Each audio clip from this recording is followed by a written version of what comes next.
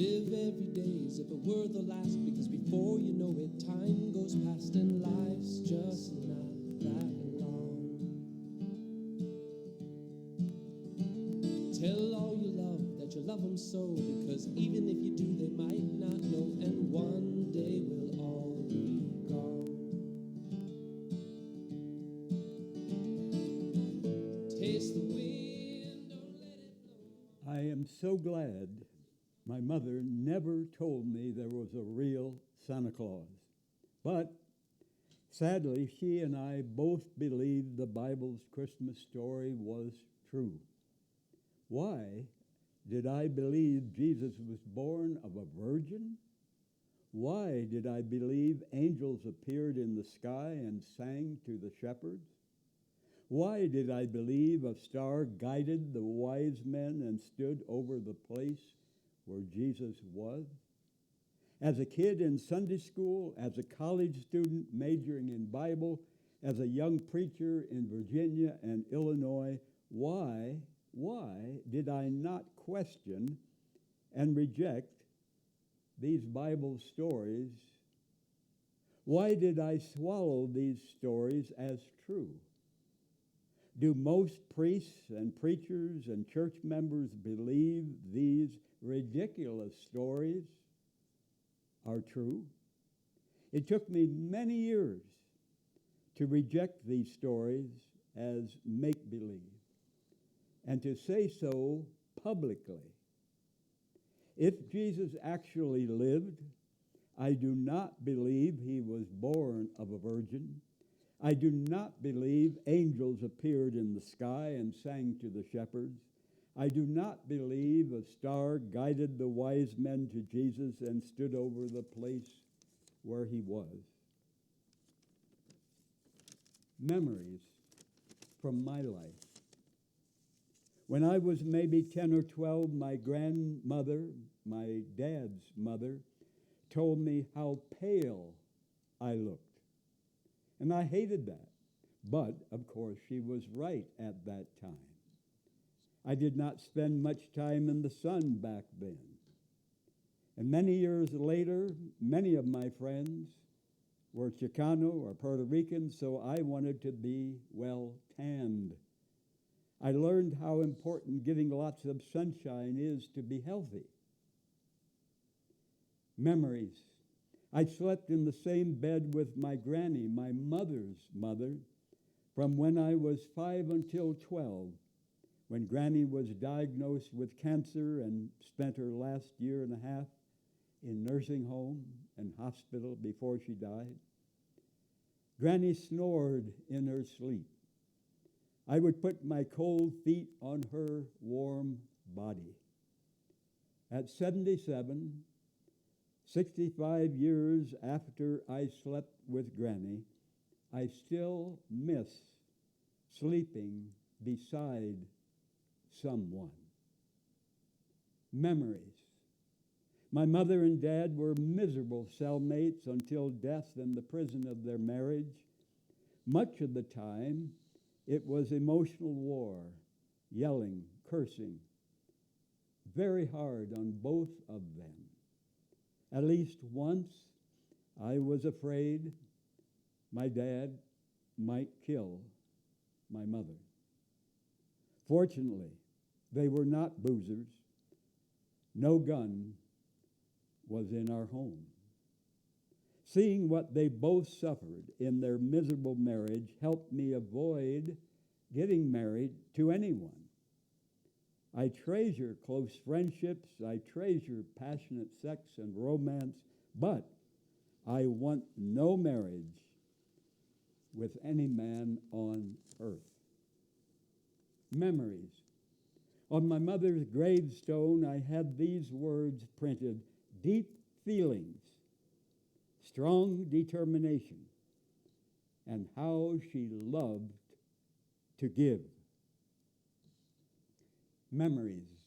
I remember how my mother said when we took down our Christmas tree, sadly, we do not know who will be living when we put up the tree next Christmas.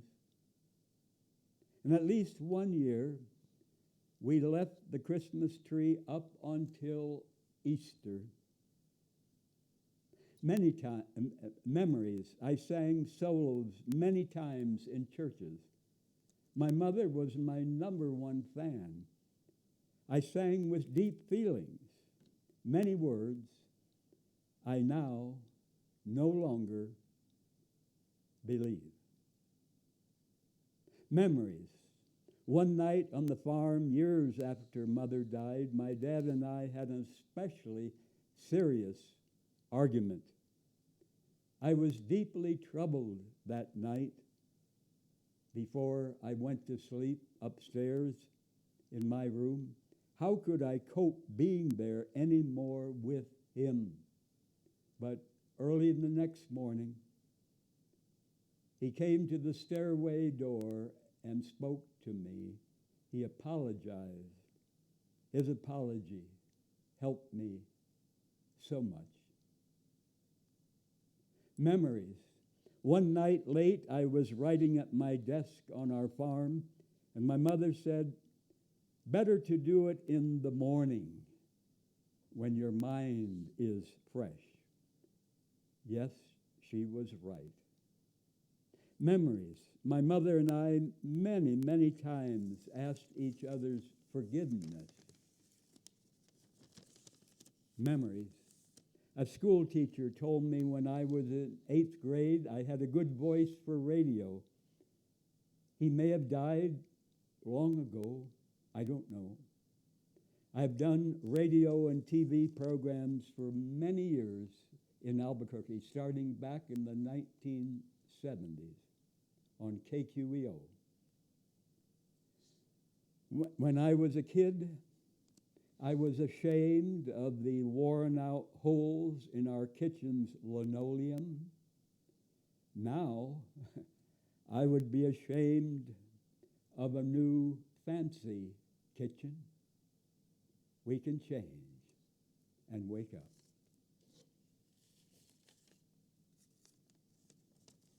Mothers and dads, this Christmas, why spend money buying clothes and other stuff if your teenagers who already have more than they need?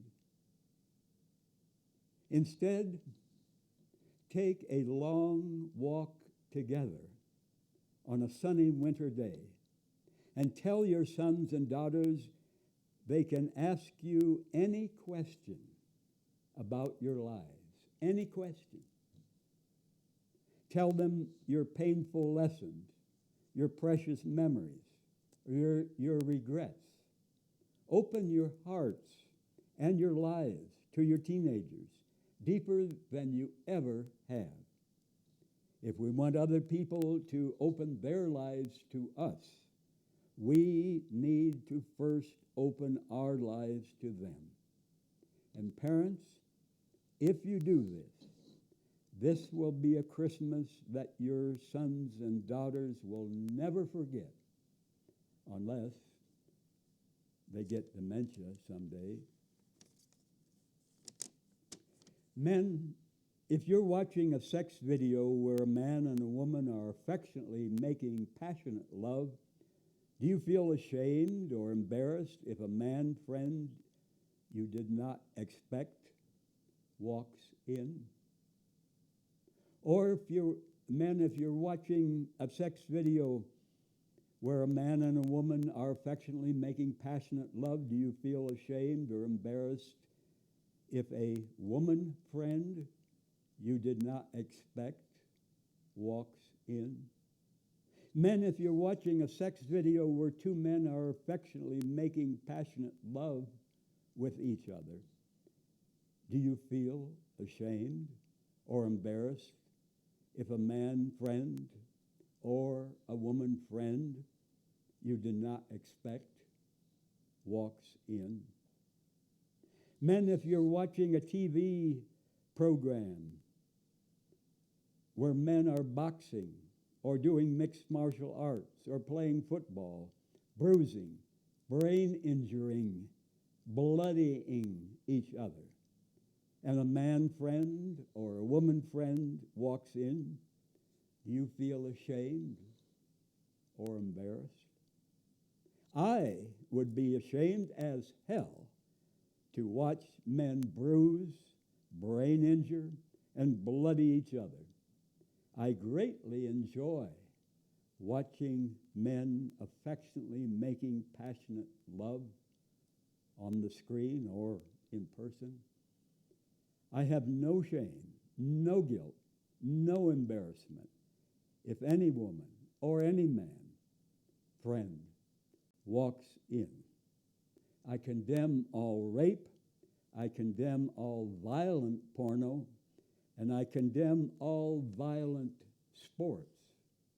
Physical fitness, exercise, oh yes, yes, yes, but not pain and bruises and blood.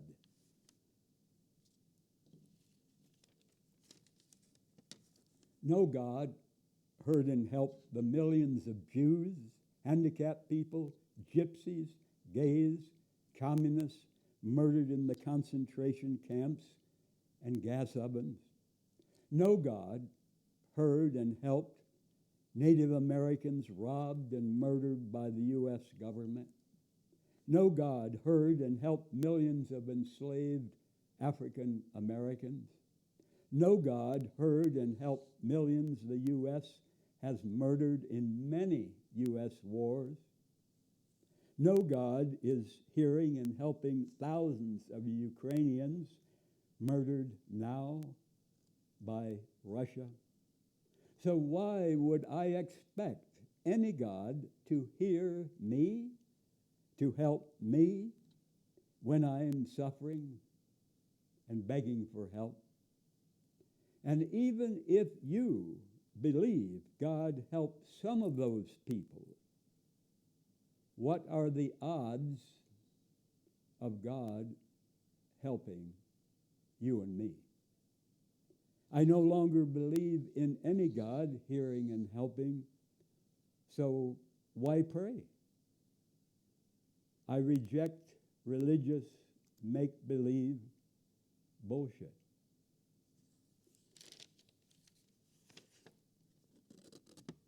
Sadly, racism and white supremacy saturate our culture. Why is angel's food cake white? Why is devil's food cake dark? When I was a boy, why were flesh color crayons pink or white? Why was the saying free, white, and 21? Damn racism, white supremacy. And life has so many cages we can get trapped in, stuck in for many years. The religion cage, the mainstream medicine cage, the skin color cage, the marriage cage, the nation cage, the always wanting more money and more stuff cage.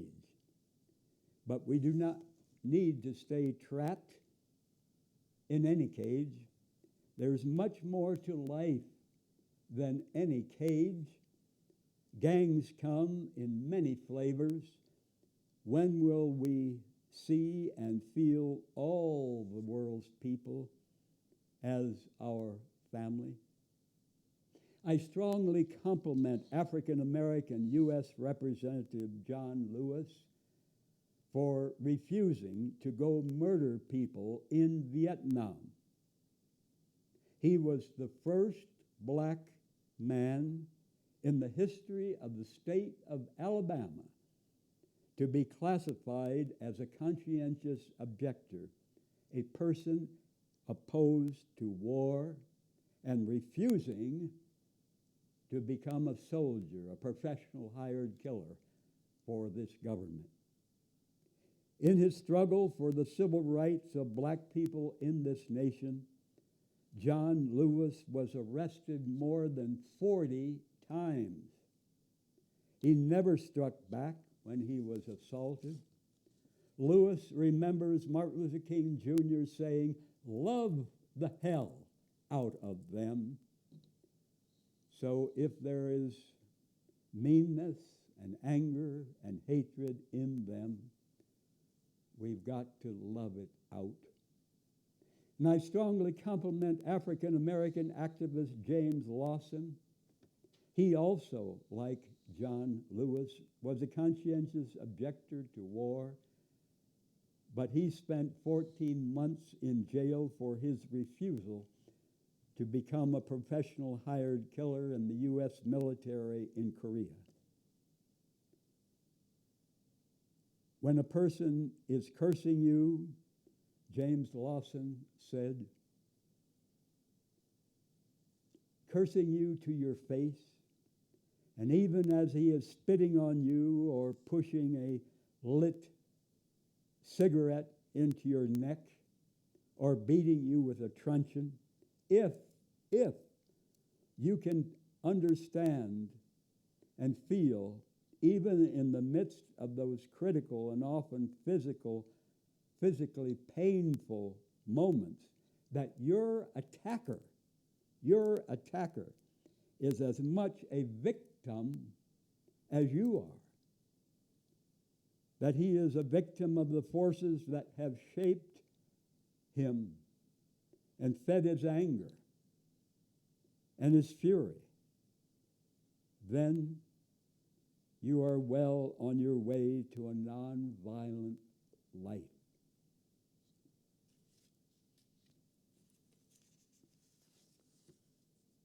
When I was 12 years old, I was attracted to teenager David, who worked shirt-free on our farm in Illinois.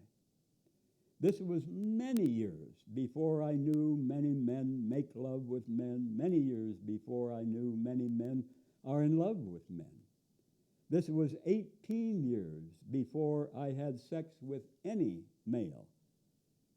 And if teenager David had been sexually attracted to me, if our families, our society had accepted our relationship back then, I could have greatly enjoyed, I could have greatly benefited from sex and romance with David when I was 12.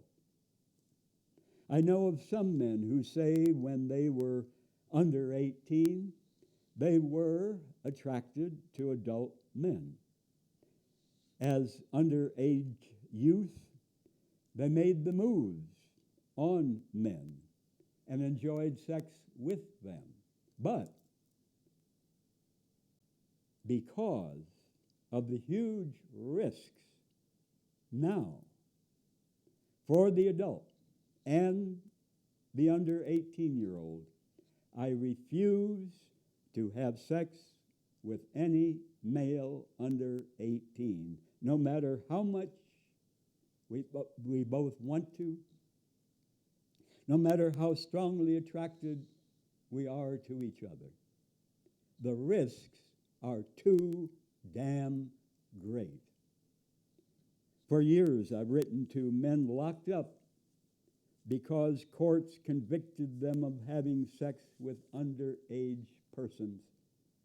Over 20 years ago, I met friendly, attractive gay man named Avi in his 20s. He was an outstanding middle school teacher. He was deeply loved by many students, many parents.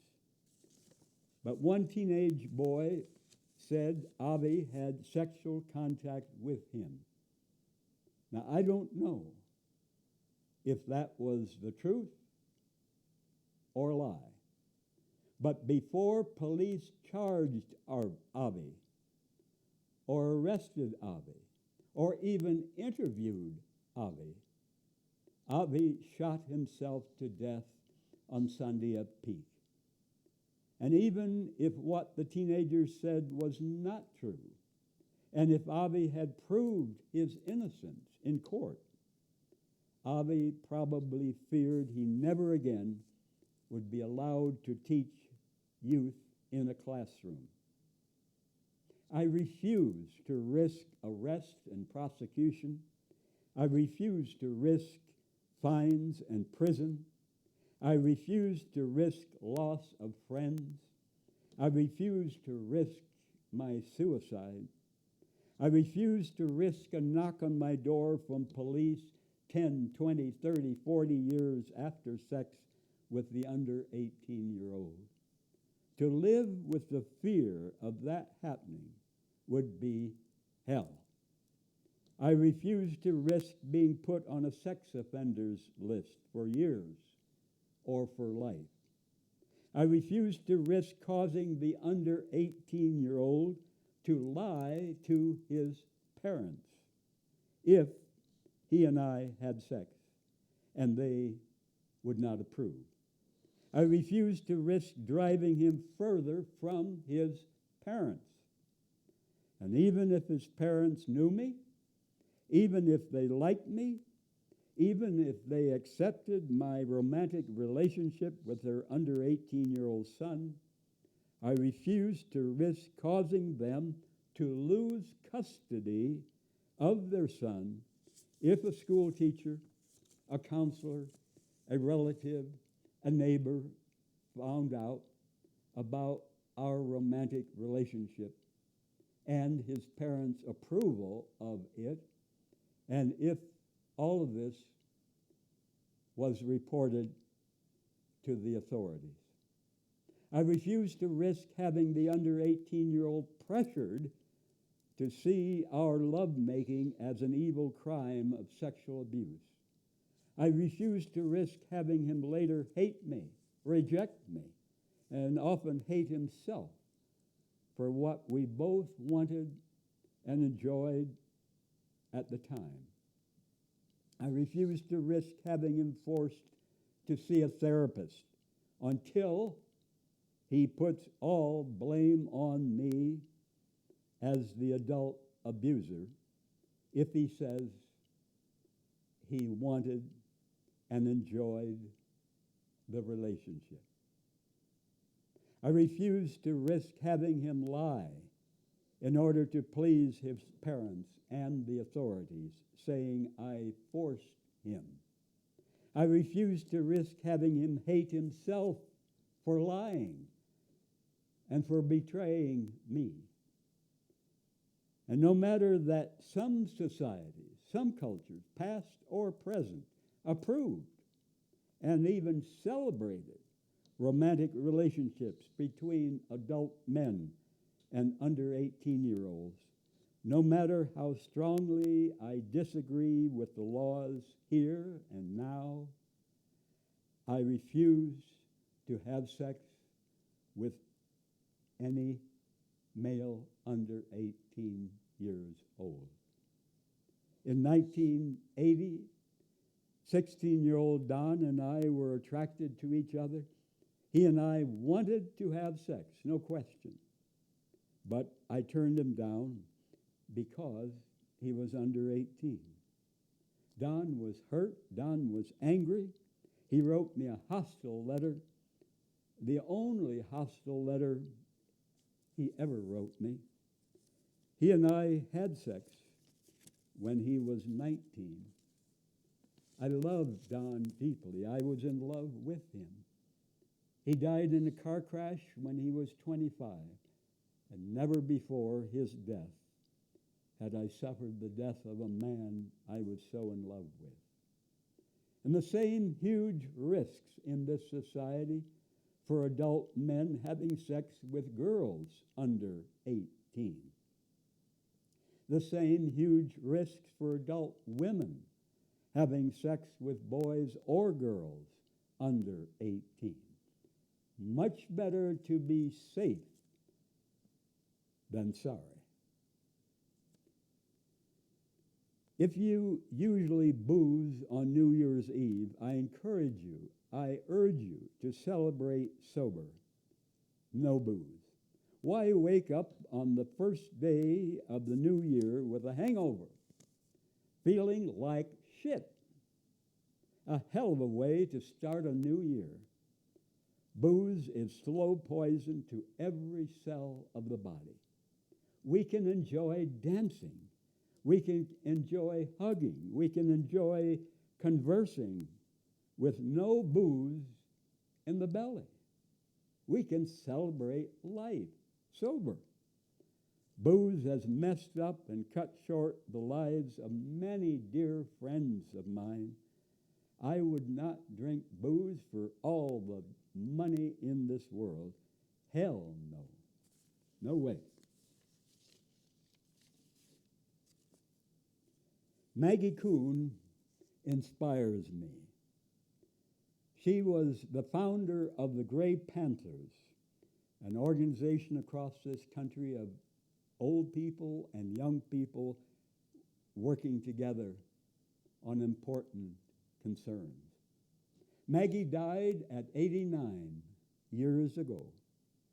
Maggie was a long-time activist against discrimination and against the Vietnam War. Maggie Kuhn said, "Do something outrageous every day." Maggie said mental health for old people requires two things. One, social action. Take a stand, protest, demonstrate, work for change on something important. And number two, sex. She had many love affairs with men. And in her 70s, she had a love affair with a man in his 20s. On her tombstone, Maggie wanted these words: "Here lies Maggie Kuhn under the only stone she left unturned." Maggie Kuhn inspires me.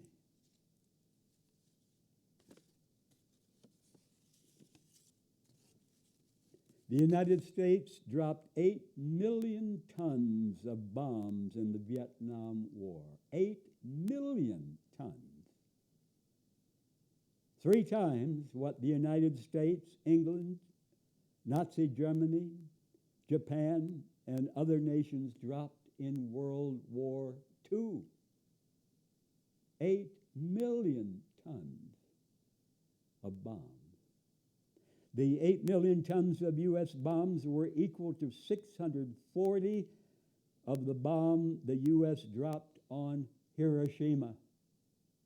3 to 5 million people murdered just in Vietnam. Mostly civilians, moms, dads, grandpas, grandmas, children, not soldiers. And many more people in Laos, Cambodia, Thailand. The United States government emphasized counting the bodies the U.S. murdered. Do you wonder why I say the U.S. military is the most dangerous, most deadly terrorist gang in the world?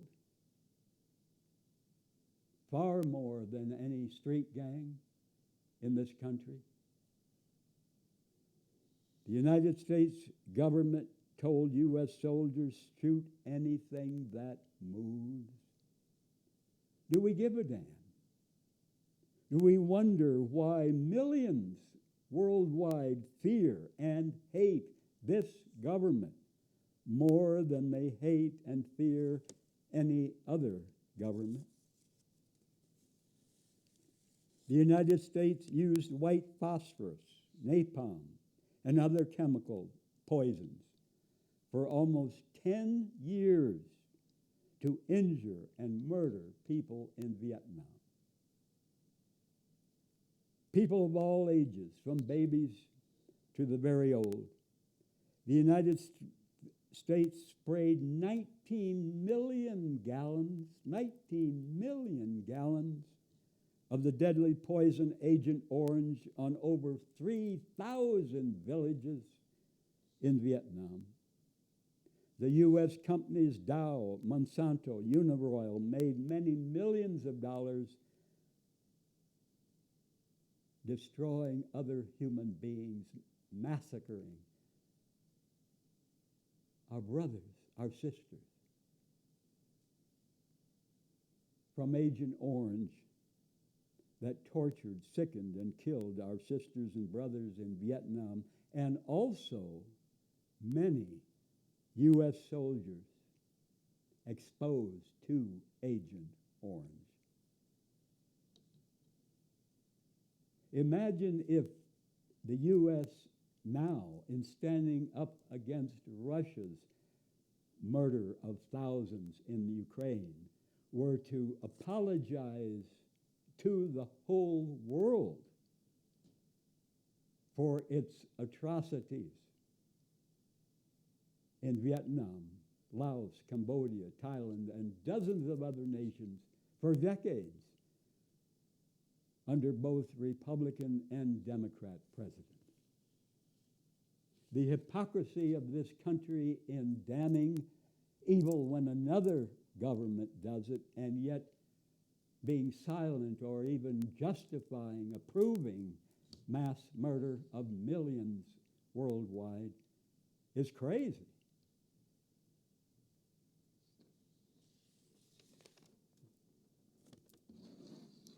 I love to dance to oldies music, Freddie Fender, Elvis Presley, Willie Nelson, and many more. I love to dance to mariachi music, to Diana Ross and the Supremes, to Motown music. I've never taken dance lessons, but I dance what I feel. I dance with my friend Maria. I dance with other women. I dance a lot by myself. I would be glad to dance with certain men. But sadly, most men do not have the balls to dance with men unless it is a gay bar. But women sometimes dance with women at fiestas. In 1986, 36 years ago, I danced at a street dance with my boyfriend David in Freeport, Illinois, 6 miles from my family farm. And later that evening, David and I danced together at a Mexican bar, not a gay bar, in Rockford, Illinois. And no one beat us up.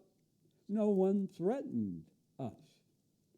And who knows how many men, seeing us, wished they had the balls to dance with a man friend. Governments lie, especially in times of war. All governments lie. Truth is the first casualty of war. In New York City, 2 brothers, both of them police officers, had 10 years of spotless records as cops. But they got into an awful argument with each other. And one brother shot and killed his drunk brother. If anyone weeks earlier could have told these 2 brothers when they were arresting other people that one of them would shoot and kill the other, how would they have believed it? If anyone years earlier could have told Albuquerque white judge Gerald Cole that he would shoot and kill his wife and himself, how would he have believed it? Homes that have guns have much more risk of someone killing someone else, far more risk of a suicide than homes with no guns. A gun in the home is far more likely to shoot oneself, a family member, or friend than to shoot a stranger breaking in. We all are capable of terrifying violence. Good and evil are mixed together in all of us. Do not swallow the damn lie that only bad people will use guns wrong. None of us is immune to killing someone, even a close loved one, in a moment of insane rage. And because I know that about myself, and because I aim to live non-violently toward all people,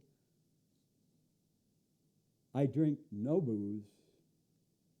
I have never owned a gun.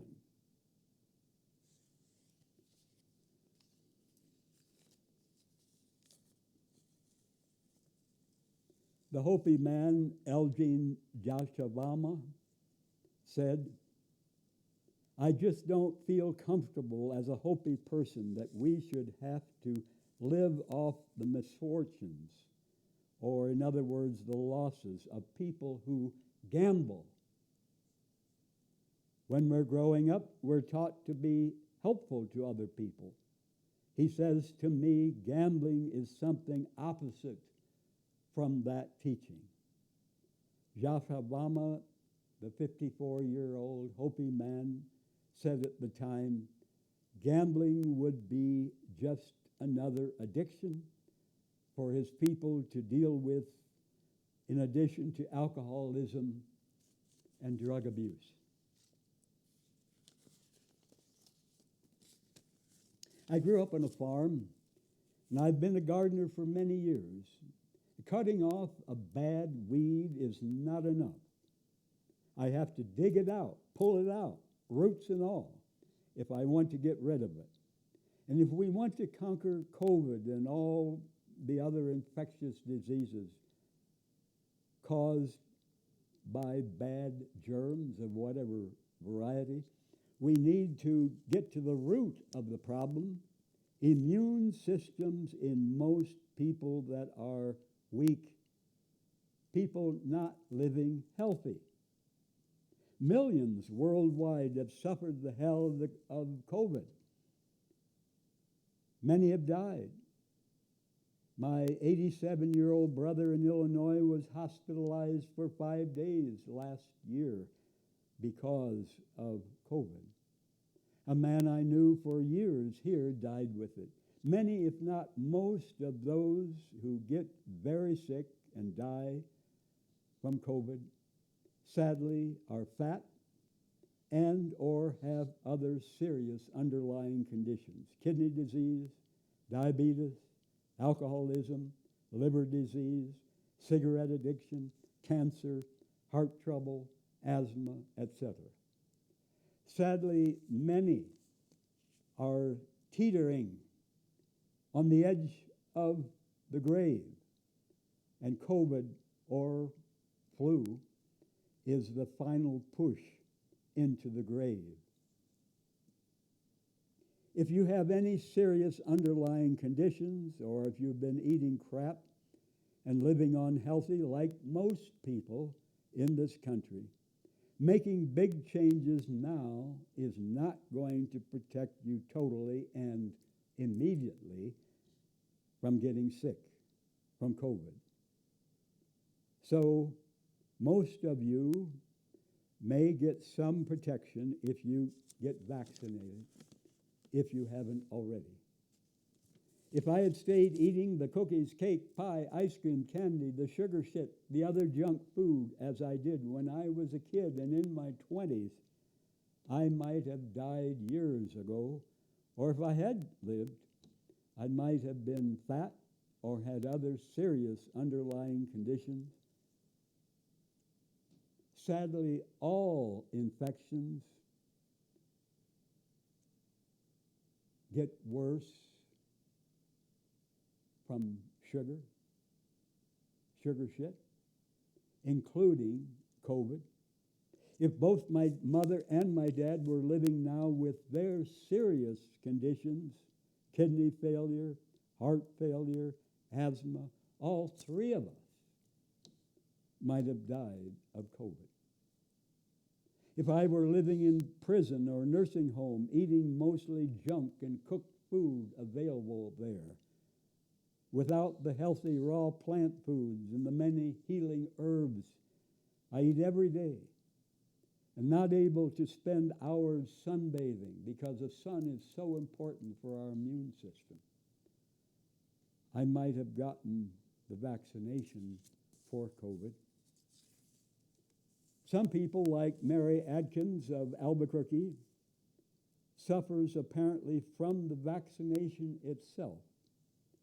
Many months ago, her letter was published in the Albuquerque Journal, and she says, there has been no coverage of the after effects of those shots. She says, 8 months ago I was vaccinated. I still suffer severe side effects similar to those reported by COVID survivors: weakness, fatigue, coughs. She says, do I hear cover up? But if you're serious about living healthy in the future, and if you want to strengthen your immune system against all infections from viruses and all other bad germs, make huge changes starting now and stick with it for the rest of your life. I've not been vaccinated for COVID. I've never had a flu shot. But here is how I keep my immune system strong. I drink no booze. I smoke no cigarettes. I take no prescription drugs. I use no street drugs. I eat no meat. I eat no dairy, no cheese, no milk. I stopped cooking my food in 1998, 24 years ago this month. Cooking destroys most of the nutrients, not all, but most. Cooked food is dead. Take any seed on earth and cook it, and then plant it. It'll never grow. You can water, you can hope, you can pray till hell freezes over. It's dead. And for the best health, we need to eat only living, raw plant foods. I eat fresh, whole fruit, not fruit juice. We need the fiber. Apples, peaches, grapes, mangoes, melons, many kinds of fruit. Apples are my favorite.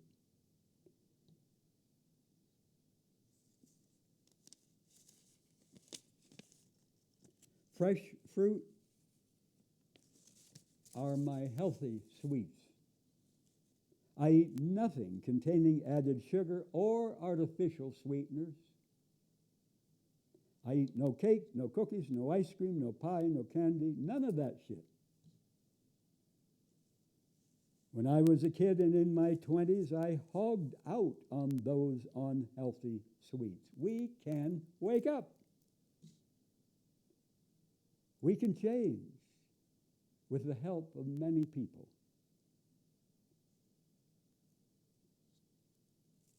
I was addicted to this crap. And that's partly why I have no teeth left in my mouth. I had surgery on the retinas of both eyes when I was 28. 10 weak spots and or holes on the one retina, 13 on the other. I was terrified, absolutely terrified of going blind. Sugar and other junk food are hell on the eyes, especially the retinas. I stopped the processed sugar shit. I eat no bread. I drink no coffee. I eat no meals in restaurants, no McDonald's, no fast food joints.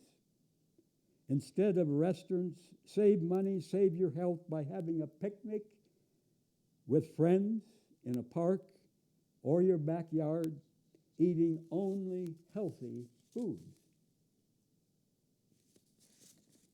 Chew or blend the whole fresh fruit. My main food is 2, 3, or 4 quarts a day. of my blended homemade smoothies. My smoothies are concentrated nutrition from plant foods.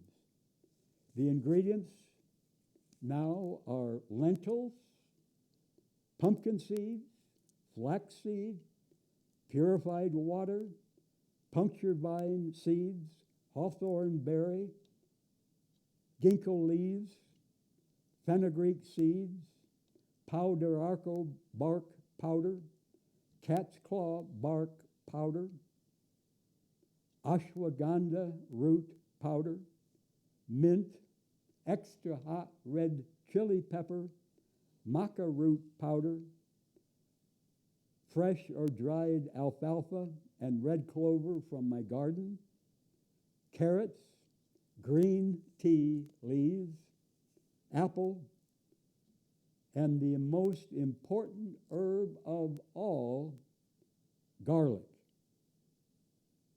Also, native blue corn from my garden, and in cool and cold weather, ginger root.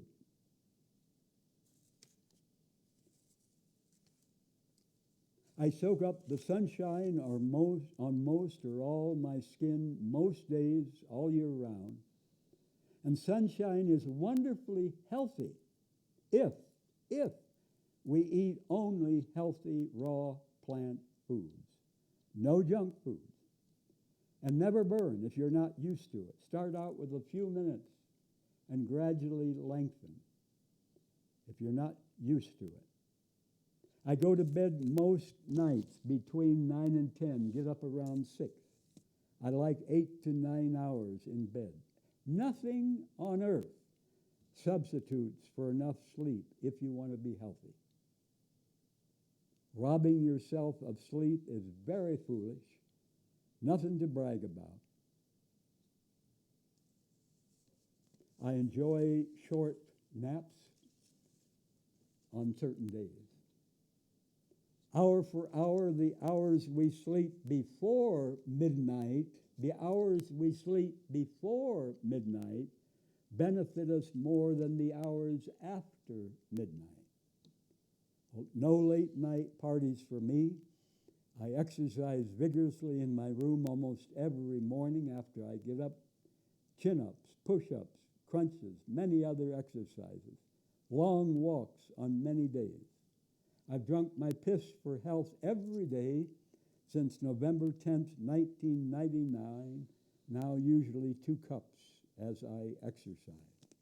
I treasure heart-to-heart conversations with friends, new and old and young friends, male and female friends. I aim to forgive myself and to forgive others and to ask forgiveness. Grudges are poison. I love to dance. I go to many free or low-priced events, to Old Town, to fiestas, the rail yards market, flea market, downtown growers markets, gay pride parade. I love to hug men and women if they want to hug me. I love affectionate, passionate sex and romance with certain men if it happens. I enjoy my garden. I cannot say for sure that I will not get sick from COVID, but I think my chances of not getting sick from COVID are better than someone who eats and lives unhealthy and gets vaccinated. Sadly, the drug companies selling the vaccines make billions of dollars off this awful pandemic. And too much sitting is as deadly as smoking cigarettes. Loneliness kills. If we eat, if we live unhealthy, like most people in this nation, why would we be surprised if we suffer what most people suffer? Many different diseases, hospitalizations, surgeries. I don't want that if I can help it.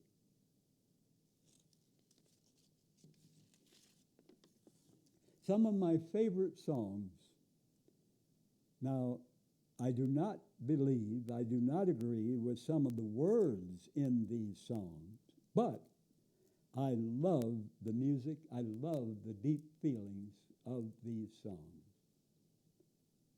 Volver, Volver, Danny Boy, De Colores, Live Every Day, Stand By Me, Puño de Piedra, Neon Moon, Save the Last Dance for Me, Someday We'll Be Together, Blue Bayou, Before the Next Teardrop Falls, Are You Lonesome Tonight, Love Me Tender, The Lights of Albuquerque, I Will Survive, I Love the Nightlife, In the Ghetto, It's Now or Never, Crazy, Precious Lord, Take My Hand, Amazing Grace, Help Me Make It Through the Night, Suspicious Minds, The City of New Orleans, If I Can Dream, He Was a Friend of Mine, Bridge Over Troubled Water, Lean on Me. Some of my favorite songs. And as I said, I do not believe or agree with some of the words in these songs, but I love the music and the deep feelings.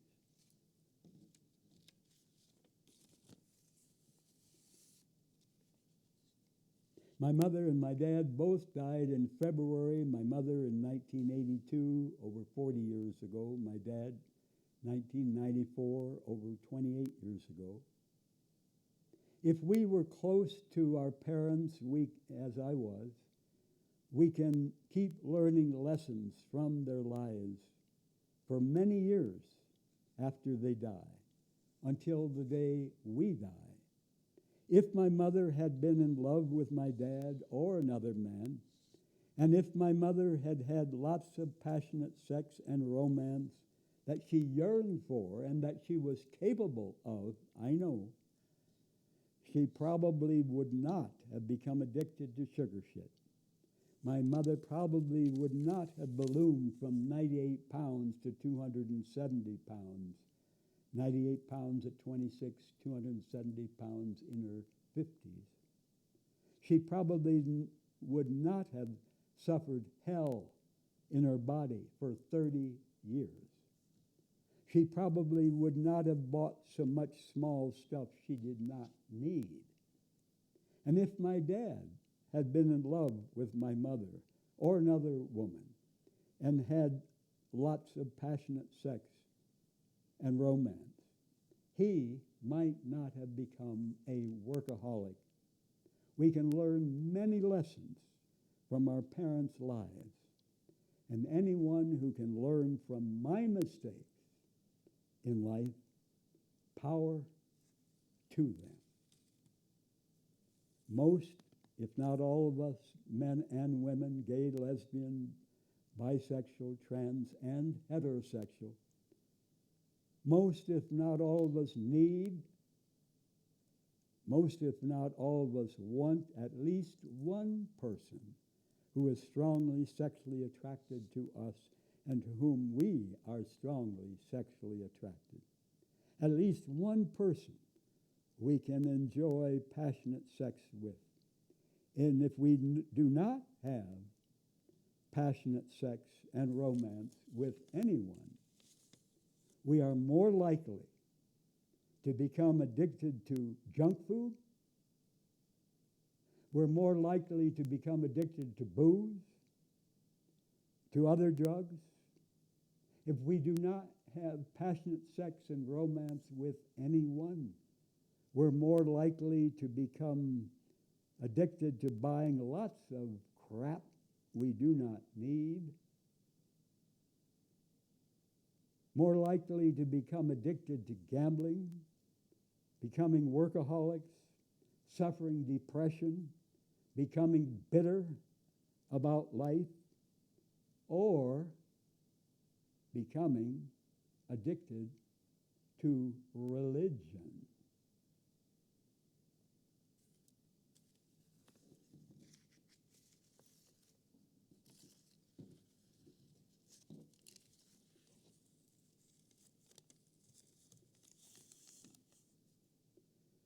When our loved one dies, we never get over the loss. Never. But we can learn to live with the loss. We will never be the same when a close loved one dies. Every day the loved one is still gone. We're here. It's much like having our arm or our leg amputated. Never the same. But the best memorial to our dead loved one is to be a better friend to the living because of the love and the lessons from our loved one now dead.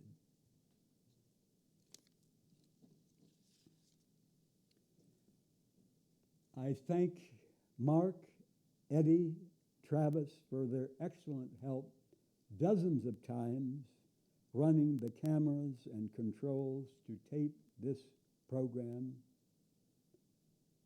Thanks to all of you watching. A heart-touching Christmas and a